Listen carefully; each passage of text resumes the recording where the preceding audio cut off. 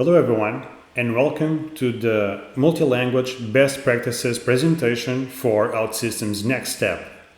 In this presentation, we are going to talk about what is multi-language, how to use it, what are the best front-end and user experience practices, the best practices for code development, the importance of context and also some techniques, how to cope with release management, and also to introduce to you some of the OutSystems Forge components.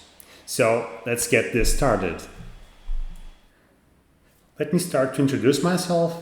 My name is Rui Felix. I am the COO and also systems architect at Oshki. I've been working also for more than 13 years with OutSystems, so it has been a long ride.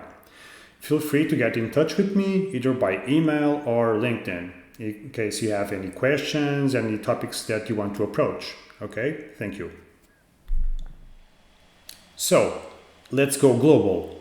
Let's take out all the restrictions that we have on our applications using OutSystems mechanisms and capabilities. So what is multi-language? Essentially, multi-language is the ability of using several languages and translation mechanisms in your applications. So you can enter your application and you can choose your language and see the same content localized to your language. And why is this a must? In some countries, it's mandatory for the software to be on the native language of that country. There may be some countries that have more than one language, like for instance Switzerland. And it also allows you to remove the restraint of worldwide limits and make your application available worldwide or to the countries where you wish. So, how can we accomplish this in OutSystems? Localization can be achieved in OutSystems by using resource files, which can be Excel files as well, or JSON, whatever. You can use translation tables and also localized images, which are images that you can have the same image, but you can have different content to be used on that image according to the locale that you are using, which is a pretty cool feature. And now for the front end and user experience best practices. One common development task when someone starts to create the translations for our applications is to have a menu where the user can select the language. Don't fall into the trap of having this menu written in the native language, all the options written on the native language. For instance, if there is a non-English speaker on this example, it will be very confusing for him to try to select the correct language. It would be something more or less like this. Okay, so I have everything written on a language which I do not know. So the correct approach is, like the example that we have here by Google, is I have all the options written each on its own native language. This way, a user can clearly identify the language that they want to use. Another pitfall that we see a lot in many websites is to use the country flags. Well, country flags, they represent nations. They do not represent languages. We can see that there is a lot of countries that have more than one language, or one language that exists in a lot of countries. So which flag should we use? The approach of having flags, you can use them, but right next to it, please put the language as well. The example that I have here is from a games developer company that had these choices. If you take a look at the first one, you can see that English has the Canada flag. Well, this is not incorrect. This software company was based in Canada, But for us that are not used to this, it can be quite confusing. So please remember, use the language written on its name. Try not to use country flags. Icons. Icons do not require translations. So take that into your advantage. Whenever you have a screen, and if you are, for instance, in the customer screen, if you have a plus, it means you will add another customer. So same goes to all the other icons that we have here. So take advantage of that. Every time you have an icon, you don't have to do a translation. Automatic language selection. In this case, the suggestion is don't use the IP address for geographical information and know the whereabouts of the user, because there may be cases where the user is living on a country but doesn't speak the language. So that is a pretty big nuisance.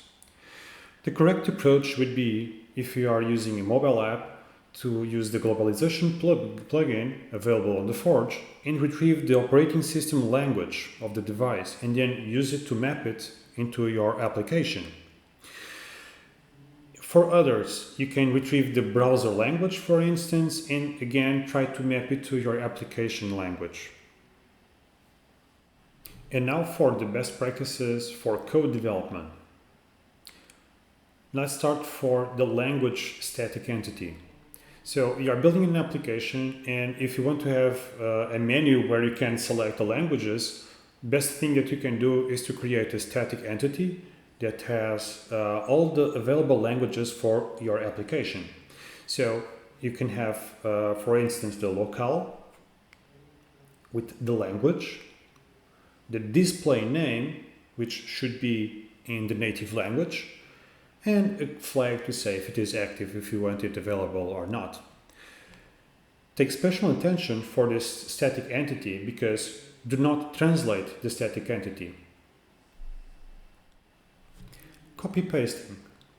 So take special attention because the translations are also being copied, although you may not notice, especially if we are working on web application, because the translation is linked to that specific object, like a button, for instance. Let's see the following example.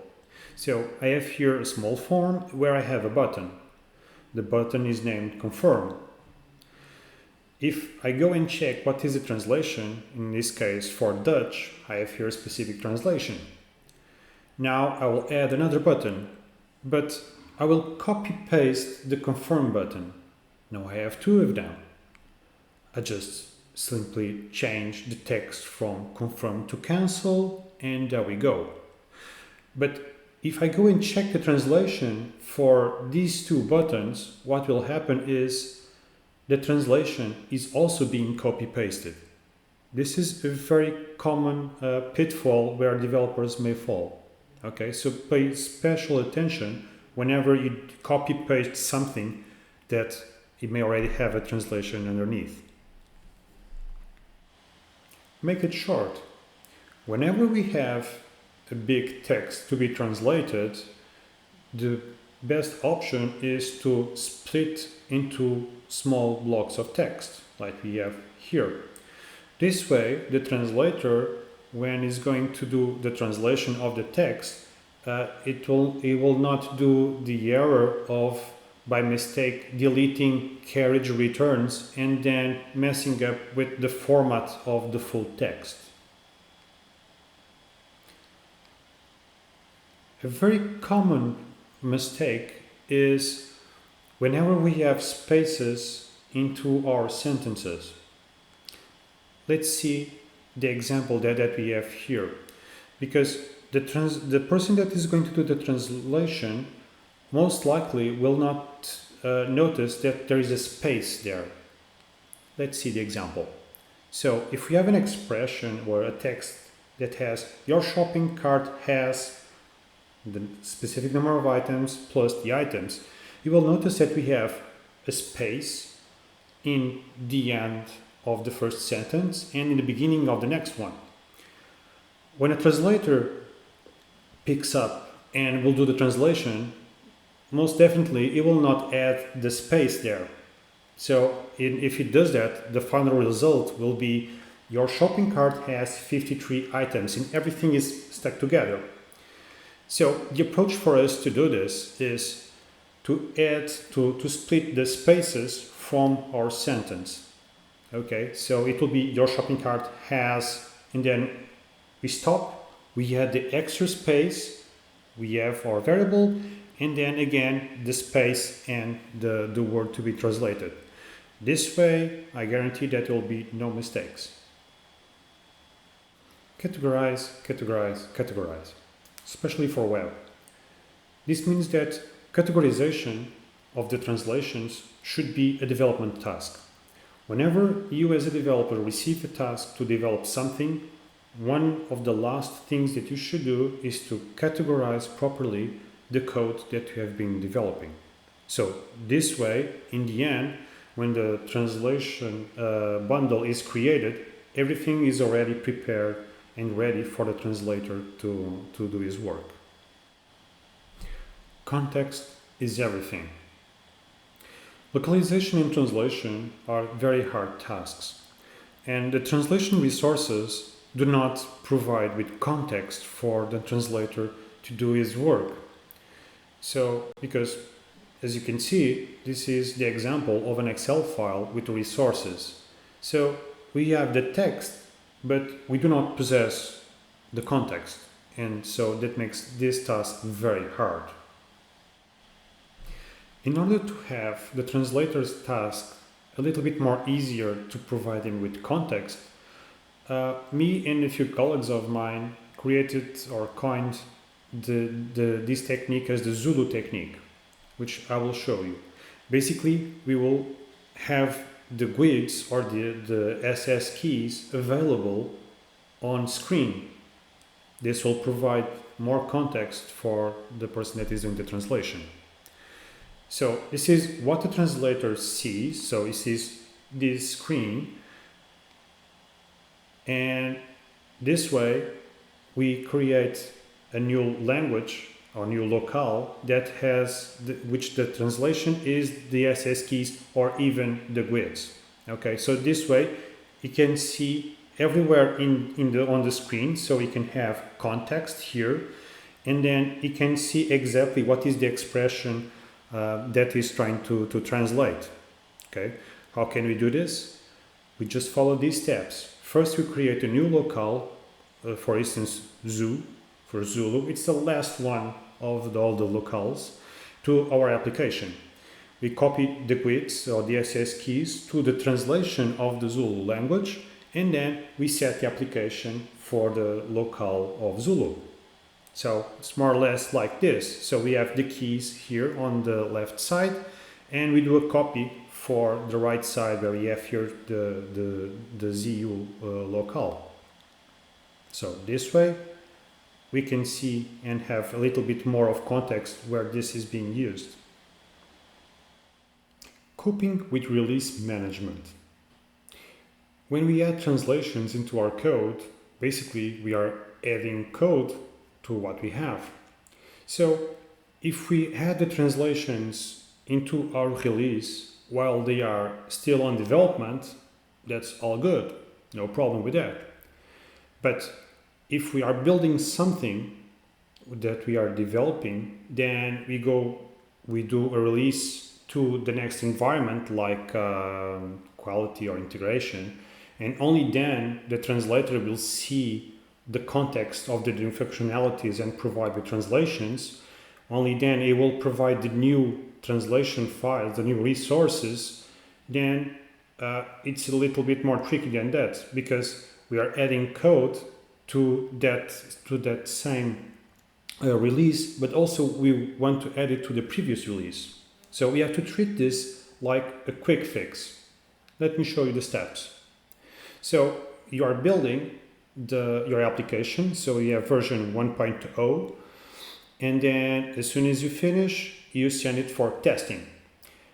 While it is in testing, the translator will take a look at it and will build the translation files. Meanwhile, you are already working on the version 1.1. So what do we need to do? We need to publish those translation files into our version 1.1, and then we do a merge of those resource files with the version 1.0. So this way everything will always be stable throughout the releases. Okay? Now for Forge components and resources. So the first Forge component is the multilingual component. This component is essential if you want to bring translation capabilities to your mobile or reactive OutSystems application. It provides you with all the methods and everything that you need. Next, we have Babelfish. So this is a very cool application because not only if you are programming now with mobile or reactive, so you need to, with the assistance of the previous component, you have to build code there, okay? So if you upload your module to this application that you can install in your factory, it will already do changes in your module that you don't need to code them. Okay, so it will detect all the objects that may be translated, and it will automatically add those those little bits of code there. So it's a really time saver here, and also it has much more capabilities because you can also change the translations in here, and will help you to build the resource files as well. Okay, so it's a very cool component. So for the resources, later you may download this presentation. In here I have here some components from the success of OutSystems, and also some articles and the components that I told previously as well. So I hope you have enjoyed this presentation, and please bring your feedback or any cool topics about this. Thank you.